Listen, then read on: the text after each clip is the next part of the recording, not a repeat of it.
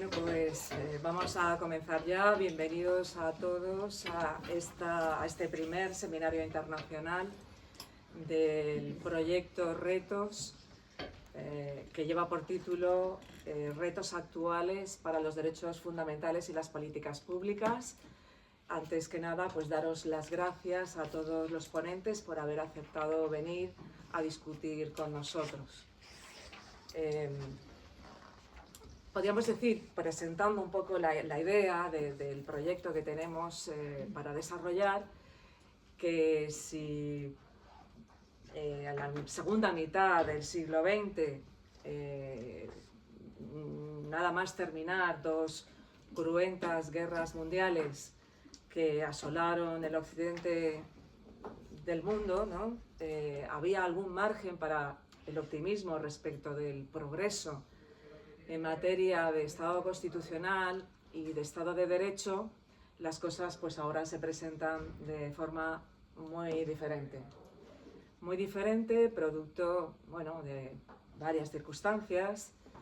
Por un lado, una cierta incapacidad del ideal de materializarse en la práctica, de ese ideal constitucional y del Estado de Derecho, con insuficiencias en el acceso, por ejemplo, a la Administración de Justicia.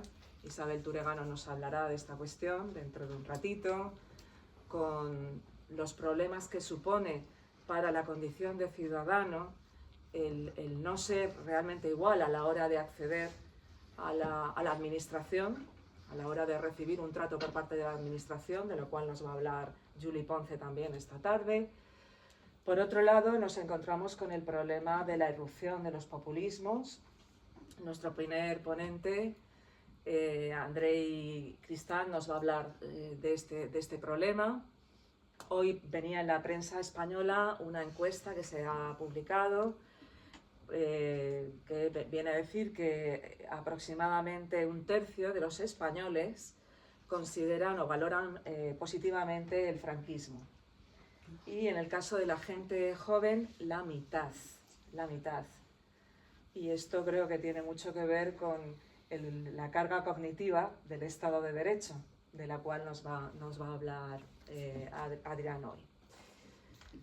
Estas cuestiones y otras que surgen como consecuencia de la irrupción de las nuevas tecnologías, de la inteligencia artificial, que a la vez que es una oportunidad, pues como todos sabemos, implica riesgos evidentes para el desarrollo del Estado de Derecho y para nuestros derechos fundamentales. De estas cosas se hablará mañana, junto también con la cuestión de la apertura de los derechos fundamentales hacia los derechos de la naturaleza, o sea, una concepción que no gire en torno al antropocentrismo, y el problema de las generaciones futuras. Bueno, todo esto es un catálogo de cuestiones acuciantes de actualidad que responden un poco al reto que en el proyecto nos hemos trazado. Ya sin más voy a presentar de manera muy escueta, para no comerme mucho tiempo, a nuestro primer ponente, a Adrián Cristán, que reúne la curiosa cualidad de haber sido durante mucho tiempo miembro único de un grupo. Es decir, el único individuo del grupo de los filósofos del derecho eslovenos durante mucho tiempo. Eso ha cambiado. Ha cambiado y ha cambiado gracias también en buena medida a tu labor en buena medida esa labor de apertura. Él tiene un dilatado currículum, no solo en Eslovenia, en realidad una parte muy pequeña de tu carrera académica se ha hecho allí, la mayor parte está hecha en Italia, aunque también en España, porque ha sido investigador en esta universidad durante un breve periodo de tiempo, en la Universidad de Girona y también en la Pompeu Fabra. Durante el mayor periodo de tiempo ha sido profesor asociado, que creo que equivale a profesor titular, ¿no? Sí. En la Universidad de Génova, y recientemente se ha incorporado a la Universidad de Bolonia. A ver, él es un experto en muchas cuestiones. Es difícil relatar todo su currículum académico. Yo creo que la razón por la que está hoy aquí es sobre todo por un proyecto de investigación que ha desarrollado en conjunto con un grupo potente de investigadores relativo al Estado de Derecho, a la crisis del Estado de Derecho, y del cual nos va a hablar ahora en esta ponencia suya. Adelante, cuando quieras. Muchas gracias, Ángeles. Como siempre, demasiado amable. Pero sí, gracias por organizar este evento y gracias por esta invitación. Para mí es un placer enorme estar de nuevo acá en Alicante. Son casi 20 años desde cuando pasé acá 6 meses trabajando.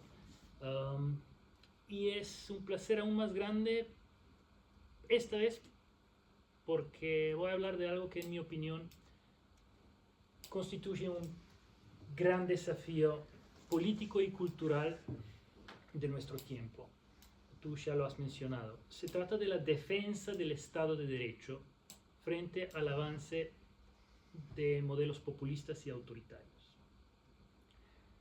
Hoy me gustaría compartir con ustedes no solo mis ideas filosóficas, sino también los resultados del proyecto que has mencionado, un proyecto empírico que llevamos adelante desde hace 2 años en un grupo de filósofos del derecho y otros juristas y psicólogos de las universidades de Génova, Bolonia y Palermo.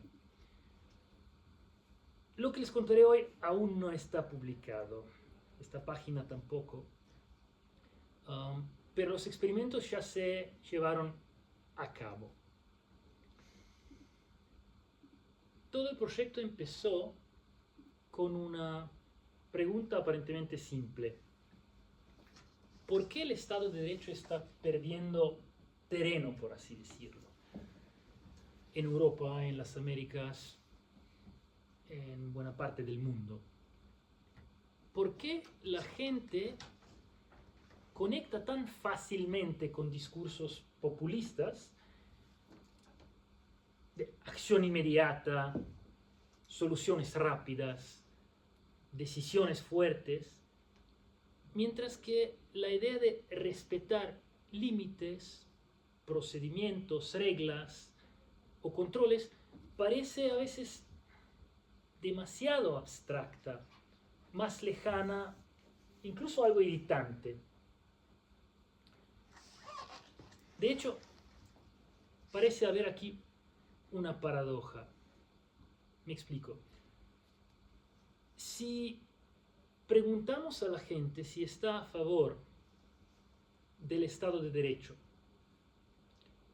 la gran parte, la gran mayoría, pensaba yo hasta el dato que me diste ahora, pero quizá no conectan el franquismo con el Estado de Derecho o con lo opuesto. La gran mayoría nos diría que sí, que está a favor del Estado de Derecho, un Estado que protege sus derechos.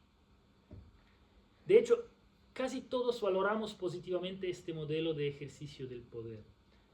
Cuando digo casi todos valoramos positivamente este modelo de ejercicio del poder, me estoy ya refiriendo a una parte de los resultados de nuestras investigaciones.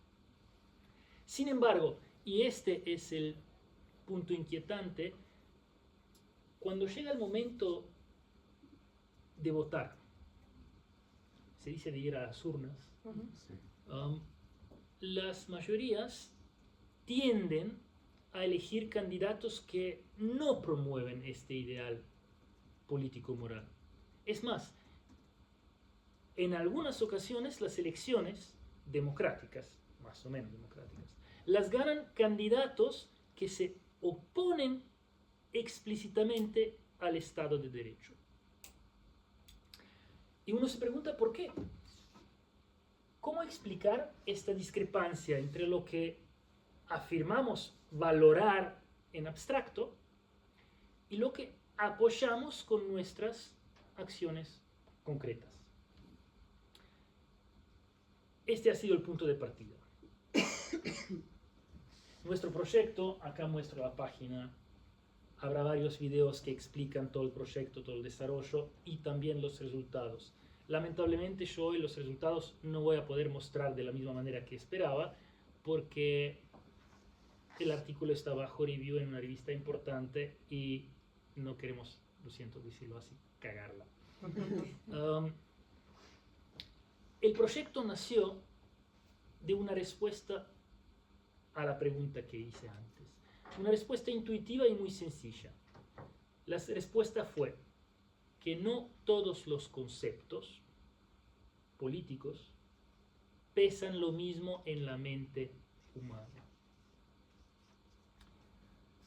Hay ideas que son inmediatas, concretas, intuitivas, y hay ideas que requieren mayor esfuerzo mental. Si yo les digo, un líder fuerte debe actuar sin trabas. Si les digo, lo importante es la voluntad del pueblo, las tradiciones de la patria deben defenderse, eso parece entenderse al instante. Pero si digo, separación de poderes, garantía jurisdiccional, seguridad jurídica, limitación del poder, la cosa cambia. Nuestra hipótesis inicial fue que en la mente los conceptos que componen el autoritarismo populista no pesan tanto. Los del Estado de Derecho, que es un concepto compuesto por varios otros conceptos, esos en cambio pesan mucho. Esta fue la hipótesis inicial. Dicho de otro modo, la batalla por el Estado de Derecho no es solo política ni jurídica. Es cultural, es cognitiva. ¿Por qué? El populismo autoritario opera con conceptos relativamente simples. Acción inmediata, eficacia, decisión. El Estado de Derecho, en cambio, opera con conceptos más costosos, más pesados, en algún sentido. Garantías, independencia judicial, protección frente a la arbitrariedad. Tomemos un ejemplo no jurídico para introducir la idea de la carga cognitiva de un concepto, ¿no? Cuando digo que un concepto pesa más, es más costoso, quiero decir en términos técnicos que tiene una carga cognitiva mayor, que necesitamos más tiempo para procesarlo. Pensemos en el concepto del color negro. Si les pregunto si este teléfono es negro o no es negro, cualquiera de nosotros sabrá responder en milisegundos. Si les pregunto en cambio si una medida del gobierno viola la independencia judicial o no, nos cuesta responder. Nos toma tiempo. Para decirlo en otras palabras, el concepto de color negro es cognitivamente barato, ligero, no pesa, es inmediato. El concepto de independencia judicial, en cambio, es cognitivamente costoso y pesa. La idea es entonces que los conceptos que componen el Estado de Derecho pesan más que los conceptos operativos del autoritarismo populista. Para comprobar esta intuición de la mayor carga cognitiva de los conceptos del Estado de Derecho respecto a los del autoritarismo populista, necesitábamos primero, en el proyecto, en el grupo, necesitábamos primero convertir los dos modelos del ejercicio del poder en material experimental. Y segundo, elegir tareas cognitivas capaces de medir con precisión el esfuerzo mental que cada uno exige. Vamos por paso. Durante meses trabajamos filósofos, juristas y psicólogos. en algo que parecía sencillo, pero no lo fue. Es destilar cada modelo en una lista de palabras que expresan algunos de sus conceptos representativos.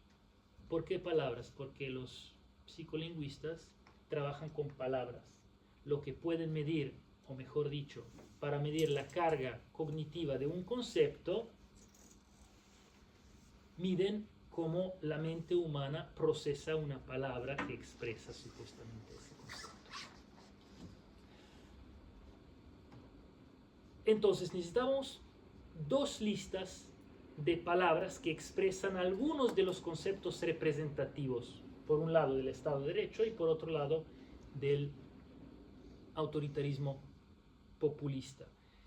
No se trataba de definir los dos modelos, no necesitábamos el conjunto de conceptos necesarios y suficientes. Y también teníamos que aceptar que algunos elementos de los dos modelos están compartidos. Lo que nos interesaba es tener varias palabras que expresan conceptos representativos de un modelo y del otro para luego poder procesar, hacer un experimento empírico y ver cómo la mente los procesa. Llegamos, después de meses de trabajo, a las siguientes listas. Para el Estado de Derecho son representativos palabras como reglas, límites, separación de poderes, igualdad, tutela, garantía, imparcialidad, previsibilidad. Estos experimentos los hicimos tanto en Italia como en el mundo hispanohablante, un poco en España, un poco en Argentina. Y llegamos a más o menos los mismos resultados. Eso no quiere decir que la frecuencia de las mismas palabras era la misma en Italia y en el mundo hispanohablante, pero las mismas palabras se encontraban entre las palabras significativas del modelo de Estado de Derecho. Para el modelo del autoritarismo populista, las palabras representativas, o las que expresan conceptos representativos del modelo, son voluntad, líder, patria, orden, tradición, eficacia, crisis, decisión. Fíjense que aquí tuvimos un primer desafío metodológico bastante grande. Tuvimos que poder hablar los filósofos del derecho con los psicolingüistas, ¿no? A nosotros nos podría gustar introducir alguna palabra más, alguna expresión más, pero para los psicolingüistas no iba bien. ¿Por qué? Si nosotros queremos testear la carga cognitiva de un concepto, mejor dicho, si queremos comparar la carga cognitiva de dos conceptos, solo se puede hacer bajo algunas condiciones. Por ejemplo, que esos dos conceptos que estamos comparando se expresan con palabras que tienen más o menos la misma lunghezza, la misma extensión, ¿no? Porque si no, ya hay otros factores que entran en juego en el procesamiento mental. Bueno, estas listas, las dos que les di, nacieron tras entrevistas con expertos, encuestas a más de 100 personas y también análisis de discursos de Orbán, Trump, Milei, Salvini, Putin y muchas discusiones internas para ver qué palabra dejar en la lista y qué palabra podemos dejar afuera. Repito, el punto no era definir el Estado de Derecho ni el modelo alternativo, sino identificar algunos conceptos representativos de esos dos modelos. Representativos, conceptos que se expresan además con palabras que tienen más o menos la misma extensión. Bueno, con estas palabras construimos después dos tareas psicocognitivas. Construimos, digo, pero no lo hice yo, para eso teníamos los psicólogos expertos.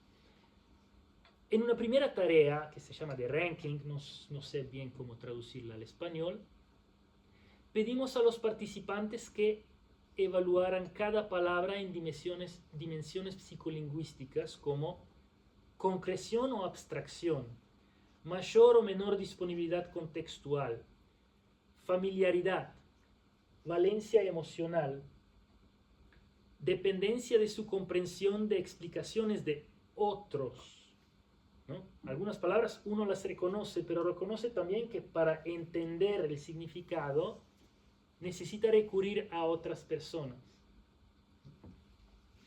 Bueno, en todo eso hemos seguido protocolos ya establecidos, reconocidos. Ahí no hemos innovado.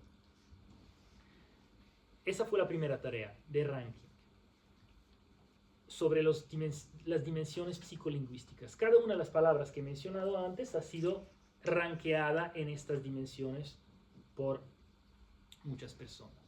En una segunda tarea que se llama de categorización semántica, los participantes tenían que decidir si cada palabra se relacionaba con la idea de gobernar un país, nada más.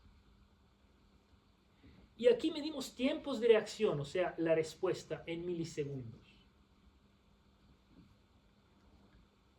La idea detrás, ¿cuál es? Que cuando una palabra expresa un concepto que tiene mayor carga cognitiva, la gente necesita más tiempo para decir si se conecta con otra palabra o menos, o con otra expresión, en este caso, con gobernar un país, con el concepto de gobernar un país. Bueno, los resultados de estas dos tareas nos parecen importantes por varias razones. Primero, sí, se confirmó la hipótesis, una de las hipótesis, pero la que he mencionado al principio de esta charla, es decir, que los conceptos que componen el Estado de Derecho, que constituyen el Estado de Derecho, tienen una carga cognitiva mayor respecto a los conceptos del autoritarismo populista. Pero no solo, también demuestran que eso depende de la competencia de la gente. Me explico.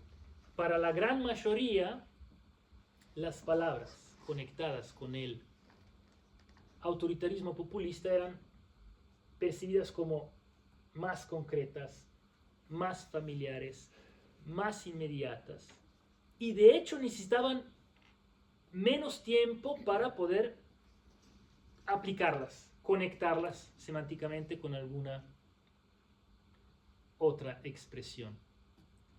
Para la gran mayoría, que llamamos al final los no expertos, porque entre la gente que hemos incluido en este experimento hay tanto no expertos como los que hemos llamado expertos, es decir, juristas.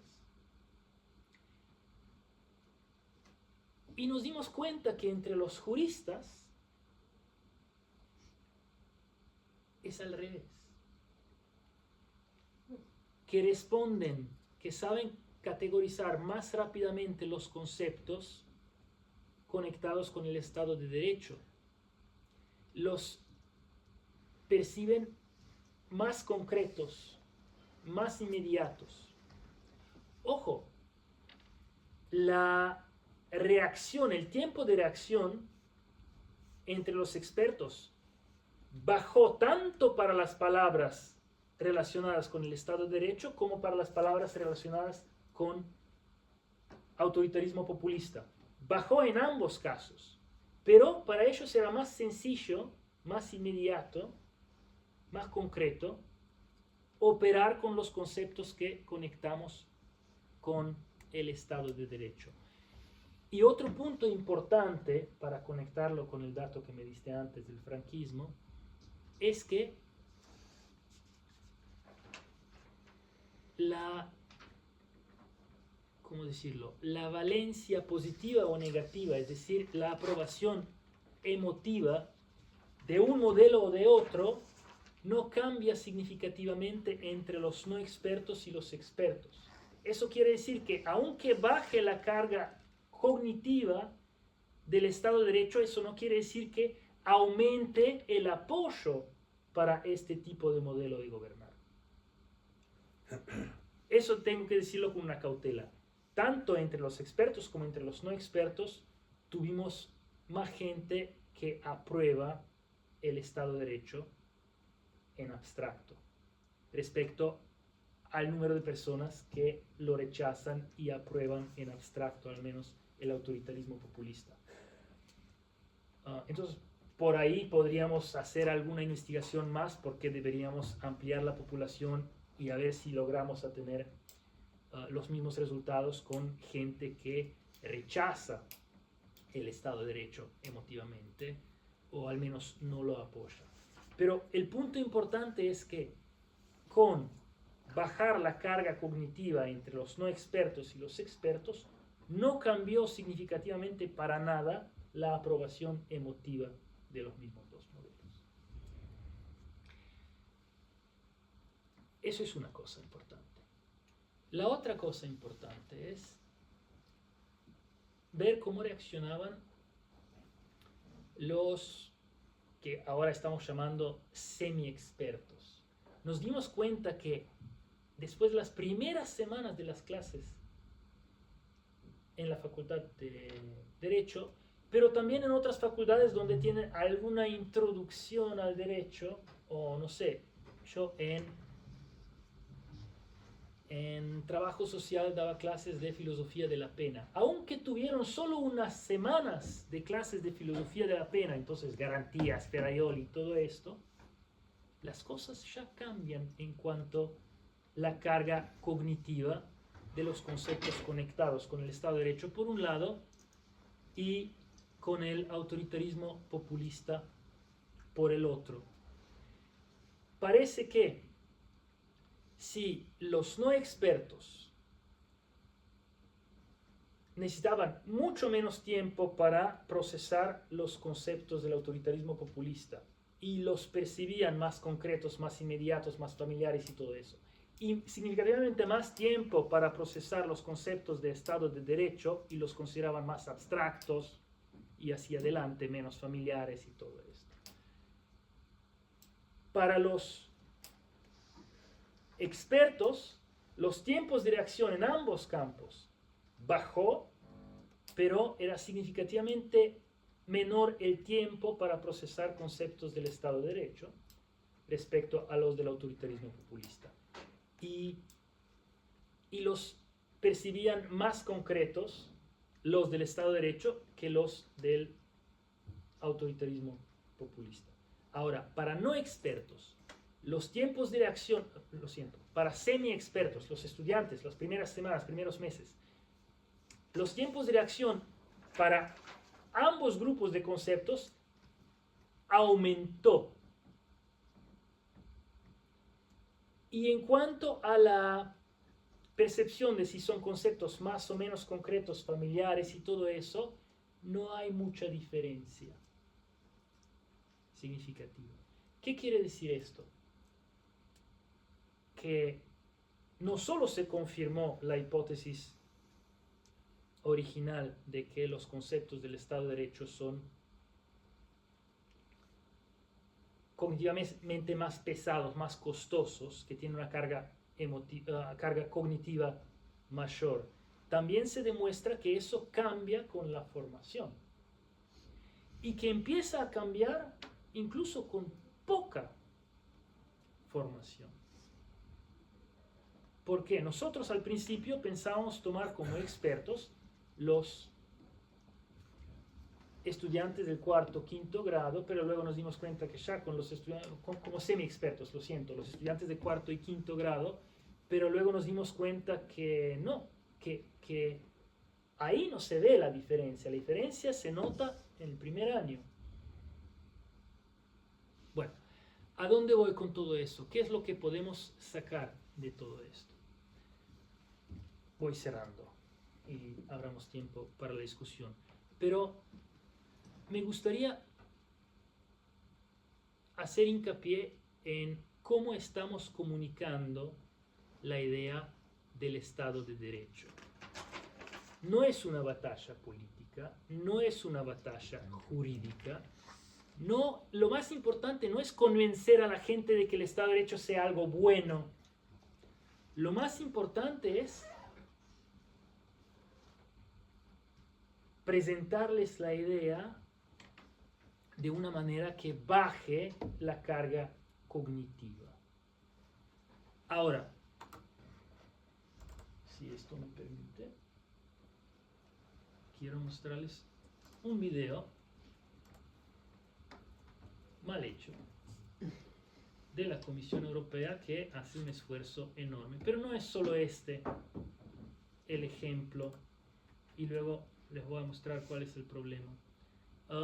Miré varios videos hechos por profesionales, tanto de comunicación que de derecho, y muchos explican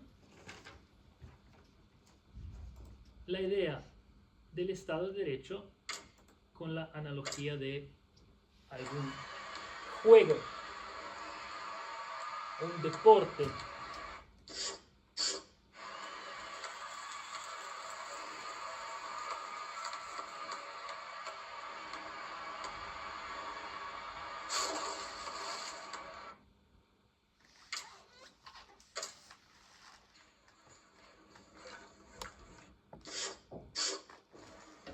Se ve.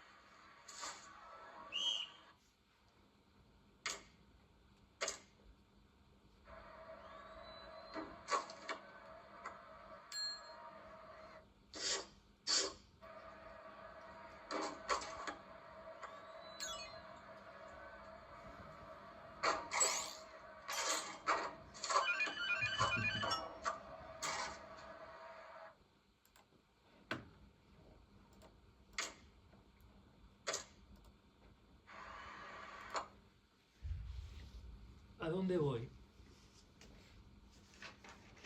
Con base en los resultados que hemos obtenido en este proyecto, estamos también desarrollando un video para demostrar cómo debería comunicarse mejor los conceptos del Estado de Derecho. El punto es que uno podría pensar que el Estado de Derecho está perdiendo terreno porque las explicaciones de su importancia no llegan a la gente.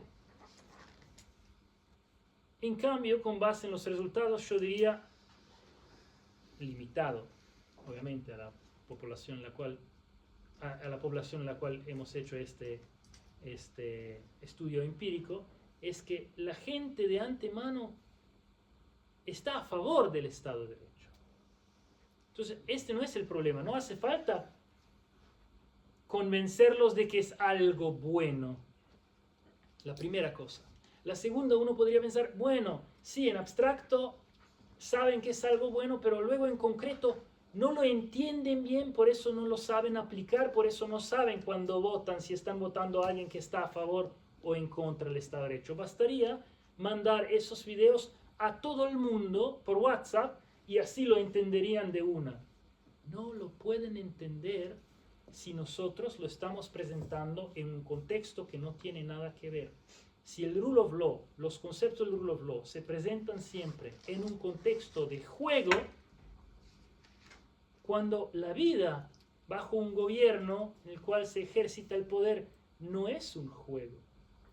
En un juego uno puede entrar, sufrir si quiere, pero también salir cuando quiera. De la vida bajo un gobierno no se puede entrar y salir cuando uno quiere. Lo que falta es presentar los conceptos del Estado de Derecho de manera que se vuelven más concretos, más inmediatos. Eso se puede hacer a través de los ejemplos, pero ejemplos adecuados y no sacados del contexto en el cual se vive el Estado de Derecho o un autoritarismo populista. Bueno, con esto me gustaría cerrar y abrir la discusión y ver qué opinan ustedes. Gracias.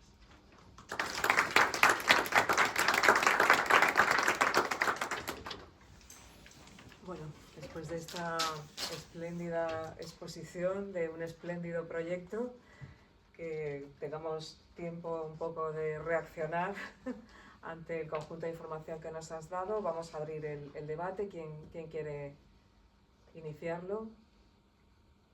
Julie, por favor. O romper el hielo, pero... No. Rómpelo el hielo. Felicidades, me parece evidentemente muy interesante. Yo solo sobre la metodología preguntar alguna cosa a Andrei. Nos ha hablado de ese enfoque psicolingüístico. Mi pregunta es sencilla para conocer más sobre la metodología. Aparte del enfoque psicolingüístico, ¿se ha tenido en cuenta algunos elementos proporcionados por las llamadas ciencias conductuales, aportaciones conductuales? Esto es, esa carga cognitiva que se da a determinadas palabras se ha relacionado en algún momento con el concepto de heurístico, de sesgo, sesgo de confirmación, sesgo de representatividad, o no iba de esto este estudio, y por tanto la metodología cognitiva ha sido centrado en un tema exclusivamente psicolingüístico. Es simplemente por curiosidad. Muchas gracias. Primero, hay mayores expertos de esos temas acá en la sala. Segundo, en esta parte del proyecto que yo presenté no iba de esto. Pero tenemos otra parte del proyecto que no presenté, que tiene que ver con legal design, que también tiene que ver con, ¿cómo se dice? Nudge, empujones, ¿no? Ahí sí que tiene que ver probablemente con un aspecto que usted mencionó. Es decir, después de haber obtenido estos resultados, nos estamos preguntando cómo comunicar a la gente. Y ahí sí que tiene que ver cómo reacciona la gente a un determinado tipo de información. Gracias. Isabel. Bueno, enhorabuena, me ha encantado y me encanta haber conocido el proyecto y el trabajo que estáis haciendo, que sin duda creo que es esencial, porque efectivamente después de leer la noticia a la que ha hecho referencia Ángeles, es realmente preocupante, ¿no?, lo que piensan nuestros jóvenes del panorama político, ¿no? Pero la duda que me surge, y me gustaría tú que has reflexionado más despacio, la duda es que a lo mejor son conceptos que tienen que ser complejos, porque efectivamente, igual que has señalado que no es lo mismo los juegos que la vida política, a lo mejor es que son conceptos muy complejos, porque implican realidades plurales, donde existe incertidumbre, donde existen muchas posiciones, existe tremenda desigualdad, ¿no? Entonces, el problema viene de la parte de que lo que tanto se ha analizado ya, de cómo se simplifican los mensajes, de cómo se quiere que todo venga ya triturado y sea fácil de asimilar. Entonces, quizá al intentar comunicar de otro modo estamos perdiendo en el mensaje elementos importantes. Esto es lo que me ha venido a la cabeza pensándolo. Seguro que has reflexionado sobre ello y tienes una respuesta. No, la primera parte sí, la segunda no. Es decir, estamos reflexionando mucho sobre esto con Corrado Roversi, con Marco Brigaglia, con Luisa Lugli, con Chiara Valentini, con todo un grupo, Cristina Redondo, Pierluigi Chiassoni, todo un grupo de personas que estamos trabajando en este proyecto.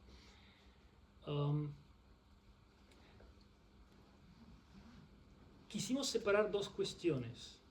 Una es la cuestión de qué es el Estado de Derecho, que yo hace casi 20 años hemos dicho, escuchado por primera vez hablar de un Gelli y conceptos esencialmente controvertidos justo acá en esa sala, ahí atrás.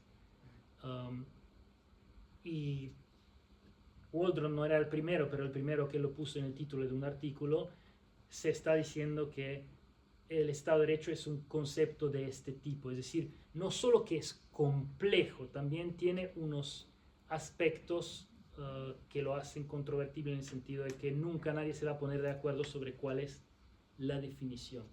Por eso, nosotros queremos abstraernos del problema de la definición del Estado de Derecho y enfocarnos en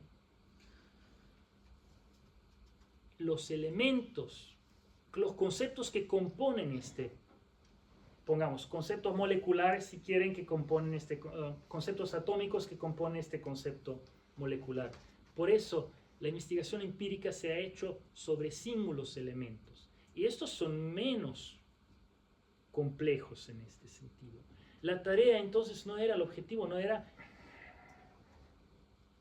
la de ingeniería conceptual. Cambiemos el concepto de Estado de Derecho para que sea más fácil de entender. Sino, ¿qué pasa? ¿Por qué parece que a pesar de la valencia positiva mayor para el Estado de Derecho, la gente luego cuando tiene que operar con ese concepto o con los símbolos conceptos que lo componen, no llega o no lo hace o evita hacerlo? Y nos dimos cuenta, bueno, esa era la intuición que luego se comprobó, de que hay este problema de la carga cognitiva. Aunque bajemos la carga cognitiva a través de la comunicación, eso no va a cambiar la complejidad del concepto de Estado de Derecho.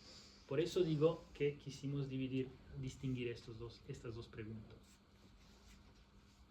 No sé si he respondido, pero, sí, pero ese proyecto va en la dirección de trabajar sobre algunos conceptos centrales, representativos, mejor dicho, del Estado de Derecho, según varias concepciones de qué es el Estado de Derecho.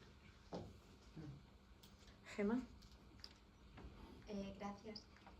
Me ha gustado mucho tu ponencia y el proyecto, me parece muy sugestivo y la verdad es que no, bueno, siempre se ha vinculado la idea del populismo con la idea de soluciones simples a problemas complejos. Esta es una definición estándar de cómo son los discursos populistas. Lo que pasa que yo, no sé, te quería preguntar en el proyecto qué valor le dais a esta dimensión cognitiva en relación con otras dimensiones como pueda ser la económica, social o política. Porque tal y como está planteado parece que al hablar de carga cognitiva, digamos, las tendencias populistas obedecieran algo así como la falta de formación, falta de una cierta incultura, y sin embargo yo me parece que en el populismo pesan más otras variables, como pueda ser, por ejemplo, cambios sociales como es la inmigración, ¿no? Claramente el factor de la inmigración ha incrementado tremendamente digamos, las tendencias políticas populistas, sobre todo de derechas, porque bueno, aquí ya podríamos entrar en el espinoso tema también de qué es populismo, porque bueno, a veces populismo es un término que, como tiene una connotación negativa, se usa para denostar una política que contraria a la mía, porque del mismo modo que se habla de populismos de derechas, se habla de populismos de izquierdas. Hay quien liga bueno, yo tengo un compañero en el área, Alfonso García Figueroa, que ha escrito mucho sobre populismos, y él habla del feminismo populista, del ecologismo populista, de todos los ismos como, digamos, populistas. Y puedes estar más de acuerdo o no, pero viene a decir que todos los ismos se basan en una confrontación, en la confrontación smithiana del amigo y el enemigo, y se trata de hacer política centrándonos en los enemigos, ¿no? En que estos son nuestros enemigos y nos tenemos que defender, que es efectivamente también un mensaje simple.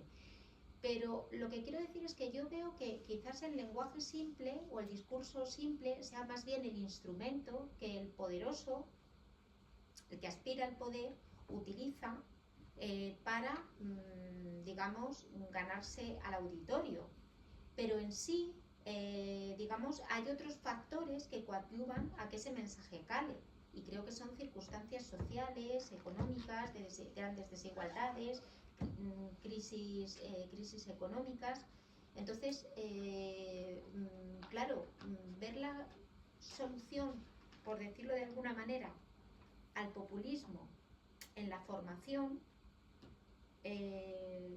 no sé si quizás es un poco unidimensional. Bueno. Entonces di un mensaje equivocado.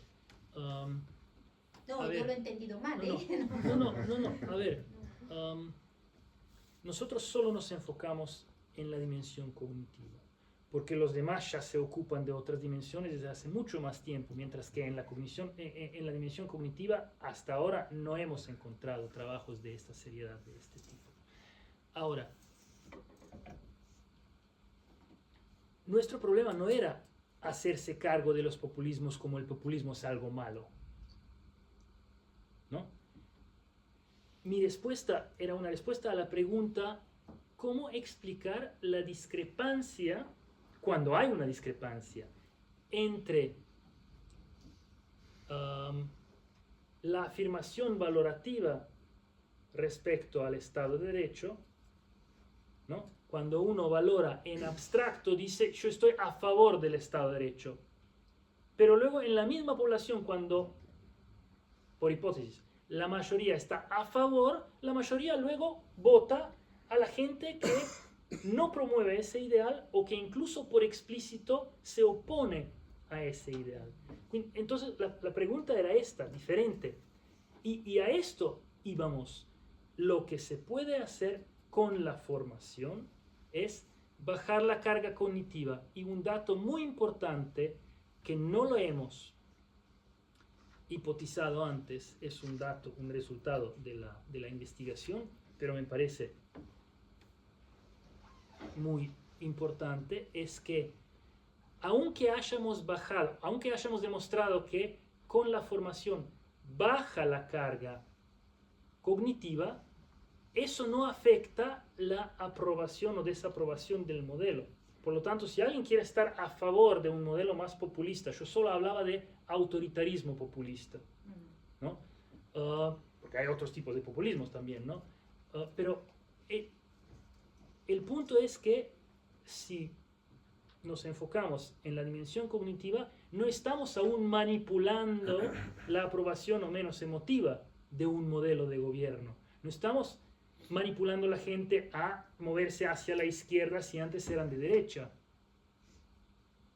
Los resultados demostraron que la valencia emotiva, ¿se dice así? Carga emotiva. No, la aprobación emotiva para un modelo u otro no cambia, aunque entre expertos y no expertos, aunque haya cambiado mucho la carga cognitiva de estos dos grupos de conceptos. ¿Me permites una...? Sí. Vamos a ver, yo te voy a poner una comparación. No sé, porque creo que hay cosas que no, o sea, no sé hasta qué punto la carga cognitiva es lo que determina pues el auge de la carga cognitiva del Estado de Derecho determina el auge de los populismos, porque un poco esta es la tesis, ¿no? Esta sería, sí, ¿no? Que El peso, la dificultad cognitiva de los conceptos vinculados al Estado de Derecho suponen un deslizamiento hacia posiciones populistas porque utilizan conceptos con menos carga cognitiva, ¿no? ¿Esto sería la explicación del auge del populismo? ¿Podría ser así? una parte, pero el punto de partida no era tenemos un problema porque hay populismos. El problema era que incluso cuando la gente a priori, En abstracto, en abstracto, Sí. aprueba más el Estado de Derecho, Derecho que un modelo de autoritarismo populista, sí. al final tiende a votar para el segundo que no ha aprobado en abstracto. Exacto. Entonces, Vale, es que te voy a poner una comparación. Imagínate que a todos nos dicen aquí alimentación sana, ¿m? Y todos nos apuntamos a la alimentación sana. Y luego, sin embargo, como me falta tiempo porque salgo del trabajo tarde, como alimentos procesados. Sí. O como me siento Sí. fatal porque mi jefe me ha hecho polvo el día, me voy y me como una tarta de chocolate, ¿no? Por Sí. ejemplo. Entonces, quiero decir que la carga o sea, a mí no me impide el apuntarme a la alimentación sana, no me impide luego que mi práctica sea otra. Pero hay una discrepancia que hay que explicar. Pero no es, es una, porque inciden otros factores, yo creo, porque es que, o sea, a la hora de votar, porque es lo que mueve a votar, más que la carga cognitiva, sí, porque es el mensaje, desde luego, es el mensaje radical. O sea, el populismo también es algo radical. Y parece que en un tiempo de crisis se opta por lo radical. Parece que no ha funcionado, no han funcionado los procedimientos. Estos son, digamos,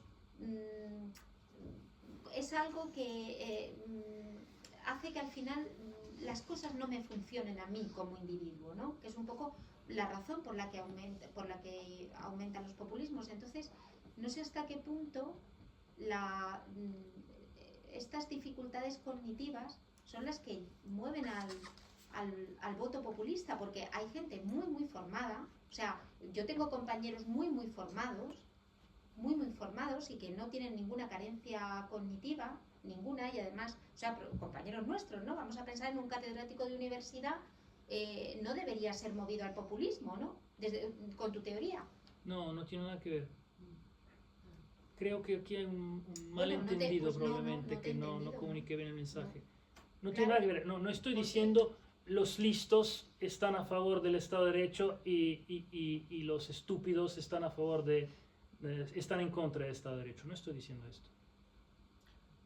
Y además estoy presentando simplemente los resultados de una investigación empírica. En relación con esto, y puesto que soy moderadora, quería un poco puntualizar un asunto, porque a mí me ha dejado un poco desconcertada al final, para saber si te he entendido bien. Yo la sensación que he tenido inicial era que la carga cognitiva del Estado de Derecho, el comprender los elementos del Estado de Derecho, era tan gravosa que de alguna manera dificultaba el tener adeptos. Sin embargo, cuando has terminado de hablar, honestamente has dicho, bueno, una vez que habíamos superado esos obstáculos cognitivos porque teníamos una formación de semijuristas, creo que has dicho, semiexpertos, sí. Una formación de semiexpertos, pese a que ya la carga cognitiva era inferior y ya se comprendía mejor lo que estaba en juego. Sin embargo, has dicho, la valencia emocional permanecía inalterable, o sea... También entre expertos y no expertos, parecía inalterable. Sí. O sea, una vez que me he formado y comprendo mejor... No cambió mi valoración. No soy más... No. Y esto es un poco... intrigante, bueno. Es un poco intrigante, sí, porque uno pero siempre... yo no fabriqué los datos. No. Es muy significativo, porque claro, igual estamos hablando aquí de una cuestión de sesgos, que ya no es estrictamente una formación en contenidos, sino una formación en características cognitivas, no sé, en vencer sesgos. Es decir, porque uno siempre piensa, bueno... el franquismo, ¿por qué esto no ha desaparecido, ¿no? Esta valoración, y al revés se incrementa? Es que no se está enseñando ese periodo histórico en las escuelas. No se está enseñando ese periodo histórico. No se está enseñando porque, todavía subsiste entre las personas más mayores pues, Espera. Entonces, yo siempre he pensado, esto se tiene que estudiar, se tiene que explicar en las escuelas, no sé qué. Pero a la luz de este experimento, estoy pensando, y lo digo así de manera muy tentativa, que más que explicar lo que consistió este periodo histórico, que evidentemente hay que explicarlo, hay que tratar de evitar que los adolescentes tengan sesgos cognitivos de confirmación, por ejemplo, ¿no? De lo que les han dicho. Es decir, hay que enseñarles a replantearse convencimientos, ¿no? Las cosas en las que a Sí. cuestionárselos, a... Yo creo que son dos batallas diferentes, ¿no? Una para convencerles de que el Estado de Derecho es algo mejor respecto a la alternativa, y otro es bajar la carga emotiva, bajar la cognitiva, lo siento.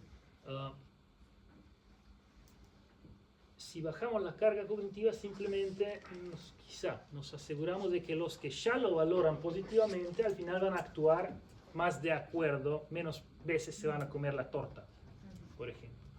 Pero por otro lado, uno podría decir que lo del rule of law, y espero que en eso podemos estar de acuerdo, no tiene que ver con derecha o izquierda. Porque tenemos los que aprueban el rule of law tanto en la derecha como en la izquierda, y tenemos los que lo rechazan tanto de un lado como de otro lado, ¿no?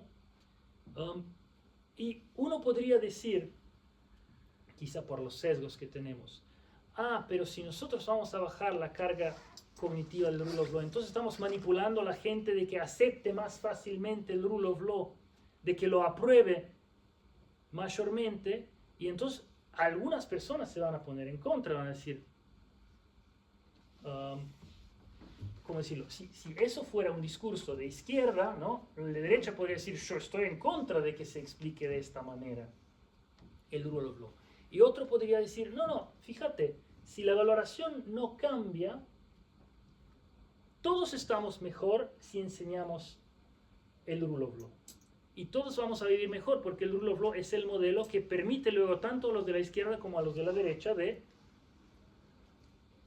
gobernar de una manera no arbitraria. Porque lo que sí creo que puede ser aceptado por la mayoría es que tanto los de la derecha como los de la izquierda pueden gobernar de una manera no arbitraria y seguir siendo los de derecha o los de izquierda. Lo que quiero decir, una cosa no veo por qué debería ir con la otra, y creo que dije algo malo en la charla si he conectado las dos cosas. Probablemente porque empecé con el franquismo, pero más bien porque el franquismo es un modelo que se opone al rule of law, no porque es un modelo de populismo de derecha. Será el ejemplo característico que ponía Elías Díaz, ¿no? De modelo de Estado que no es Estado de Derecho. Sí. Era Estado, pero no era Estado de Derecho. Bueno, tengo dos palabras pedidas porque tienes un éxito descomunal. Entonces, lo que vamos a hacer es que seáis lo más breves posible en las intervenciones, y también te pido en las réplicas, y si no hay nadie más que quiera intervenir... no. Vale, entonces tengo 3 palabras pedidas. Pues lo que vamos a hacer es, si no os importa, acumular las intervenciones y que des una respuesta conjunta. Silvia. Sí, bueno, nada, en primer lugar, agradecer, siempre es un gusto escuchar en un ámbito jurídico a alguien que utiliza metodologías diversas de investigación, y conseguimos hablar con base en datos y no con base a opiniones y a percepciones, ¿no? Eso siempre de agradecer. Luego, sí que es cierto, decías tú, que no es una cuestión de derechas o de izquierdas, pero sí que es cierto que quizá la orientación política tiene un impacto en esa carga cognitiva o en esa ambivalencia, porque, por ejemplo, si yo pienso, ¿no? Ahora estamos justo viendo la encuesta, ¿no? De la que hablabais, que no la había visto, y cómo cambian los resultados en función del partido al que se le vota, ¿no? Entiendo yo que un votante de Vox que mayoritariamente está en contra del Estado de Derecho, pues evidentemente, ¿no? Ahí yo no sé si hay algún tipo de sesgo, si preguntasteis o si teníais en cuenta el elemento de la orientación política, o si habéis desagregado algunos de los datos por algunos otros criterios. Por ejemplo, hablamos de que los jóvenes mayoritariamente tienen tendencias más conservadoras o más tal, pero son los hombres jóvenes por los datos que tenemos, ¿eh? Si analizamos los datos de votaciones, las de Alemania, las de Argentina, etcétera, hay un sesgo muy claro entre mujeres y hombres. Entonces, no sé si tenéis ahí, habéis podido desagregar por edad, por género, por territorio, y hay alguna diferencia. Respondo al final, ¿no? Sí, perdona. Gracias. Carmen. Sí, nada, muy rápido también. ¿Hasta qué punto en las preguntas que habéis hecho o en la conducción de este experimento ha quedado claro que el populismo es un modelo fuera del Estado de Derecho y no dentro, porque eso daría,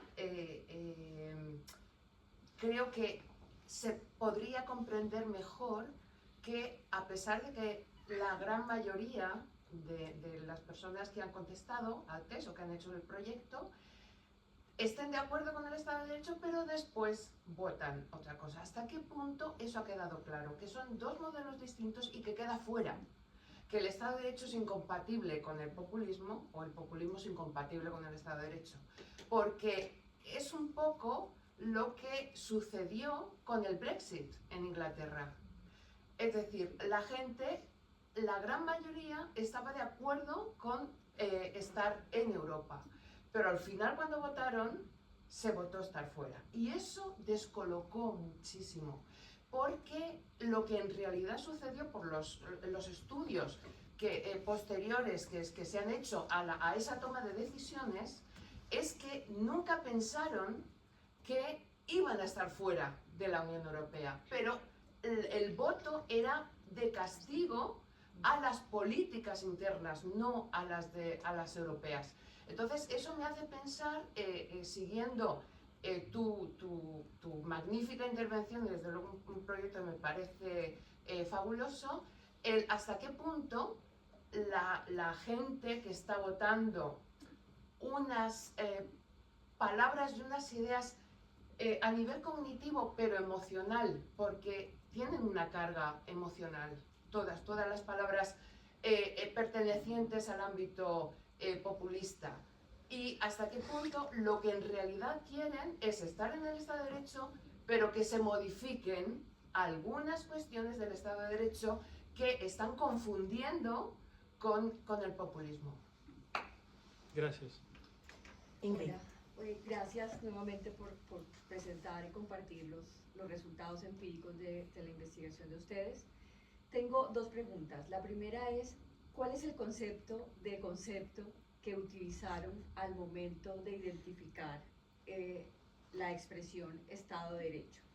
¿Por qué lo pregunto? Porque desde el punto de vista, bueno, que todos sabemos, de filosófico, hay una discusión sobre el particular y justamente Estado de Derecho es de esos tipos de conceptos que para Dworkin sería un concepto interpretativo, valorativamente cargado, esencialmente controvertido, y parecería entonces que otra forma de explicar sus resultados es que, dado que el Estado de Derecho es un concepto interpretativo, entonces lo que ocurre es que a la hora de definir los criterios que se asocian con ese concepto, lo que ustedes dijeron, pues identificaron como palabras, pero pues, los criterios, a la hora de identificar los conceptos, hay controversia, y a la hora de asignar un significado a esos criterios hay controversia. Entonces eso es una manera de comprender digamos, la perplejidad que a ustedes que llegó, dado que se trata de un tipo de conceptos de esa manera. Y lo otro es, la otra pregunta que tengo es que si tiene, bueno, dado que como ya lo tienen visualizado, se trata de una cuestión cultural, si habrá algún programa de educación legal o digamos, de utilización práctica para esa investigación en aras de una pedagogía sobre un concepto de Estado de Derecho que lo desvincule completamente de cualquier criterio de populismo o de autoritarismo. La improba tarea de contestar en 2 minutos. Okay. Bueno, la última pregunta. Estamos trabajando en un video con los expertos de Legal Design, un video para jóvenes del liceo, no para decirles tienen que aprobar el Estado de Derecho, rechacen el populismo, sino para explicar un elemento del concepto complejo interpretativo del Estado de Derecho. Con eso voy solo para mostrar cómo no debería hacerse como lo hace o lo hizo con buenas intenciones la Comisión Europea, como lo hacen los demás, que ponen todo en un contexto de juego. Con eso voy a la primera pregunta. La respuesta sería la misma que di a Gemma. Hemos distinguido esos dos problemas de cómo definir el Estado de Derecho, qué tipo de concepto es el Estado de Derecho. Hicimos, después de que hemos identificado algunos elementos representativos, algunas palabras que expresan conceptos representativos del Estado de Derecho, pero conceptos, ¿cómo decirlo?, elementos del concepto de Estado de Derecho, no conceptos, un concepto de Estado de Derecho, otro concepto de Estado de Derecho, sino la supremacía de la ley, la imparcialidad judicial y hacia adelante. La parte empírica la hicimos sobre estos elementos, entonces se evita algunos problemas de los conceptos interpretativos o los conceptos esencialmente controvertidos. Podríamos seguir hablando, pero no tengo tiempo. Tengo 1 minuto y 15 segundos.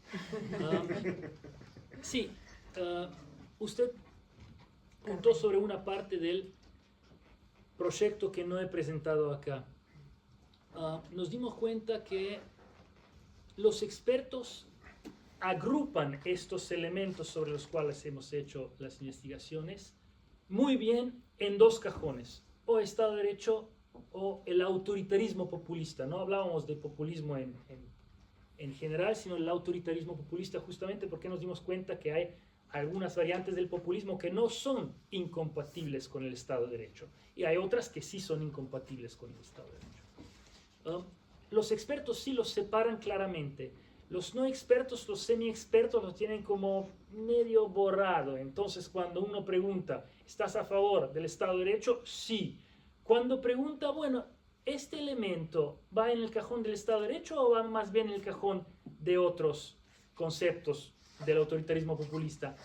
Ahí se sobreponen las cosas, no hay una imagen clara. La primera pregunta era... Usted tuvo 2 preguntas, ¿no? Sí, bueno, en realidad sí eran 2, aunque básicamente muy conectadas. Bueno. Conectadas en el sentido de espero que, haber respondido. Sí, sí, perfectamente. Es decir, sí que confirmas entonces lo que yo... Sí, y que en cuanto al populismo, no es que dijimos, no, populismo es fuera de Estado de Derecho. Hay variantes y variantes, por eso nosotros hablábamos del autoritarismo populista. Pero tuvimos muchos debates sobre cómo definir el modelo alternativo al Estado de Derecho, ¿no? Porque a nadie interesa hacer una investigación sobre la dictadura. Casi todos estamos contrarios a la dictadura. Necesitamos encontrar un modelo apetecible, al menos, ¿no? Por eso al final llegamos a un tipo de autoritarismo apetecible. ¿Por qué? Porque es populista, porque da algo a la gente. Y usted... Silvia. Sí, sobre otra parte de los resultados que no he presentado acá y no puedo presentar. Nosotros, explico por qué. Porque no hemos obtenido resultados significativos. Hemos preguntado por si alguien se siente más de derecha o más de izquierda, pero luego no salió nada de esa parte. Yo no soy experto, un experto hizo 3 tipos de análisis estadísticas sobre estos datos. En uno parecía que iba a salir que los que aprueban el Estado de Derecho son tendencialmente más de izquierda, pero no se confirmó para nada con otros análisis más serios estadísticos. Por lo tanto, yo lo digo acá, pero no lo pondría en ningún paper porque no está nada probado. Es más, les dije que el problema que tuvimos, pero bueno, de antemano no pudimos saberlo porque no preguntamos a la gente, ¿sos de derecha o de izquierda? Antes de preguntar si quieren formar parte de la investigación. El problema es que tenemos bastante más gente de izquierda que de derecha en los 3 grupos, de expertos, semi-expertos y no expertos. Por lo tanto, bueno, no pudimos sacar ningún provecho de esa pregunta, si la gente es de izquierda o de derecha. No sé responder más porque no soy experto. Bueno, de los que hemos obtenido un espléndido provecho, hemos sido nosotros escuchándote. Gracias. Muchísimas gracias. Muchas gracias. Nos vemos ahora breve lapso de tiempo de exactamente 3 minutos para satisfacer nuestro deseo constitucional de ir al baño y reanudamos la sesión.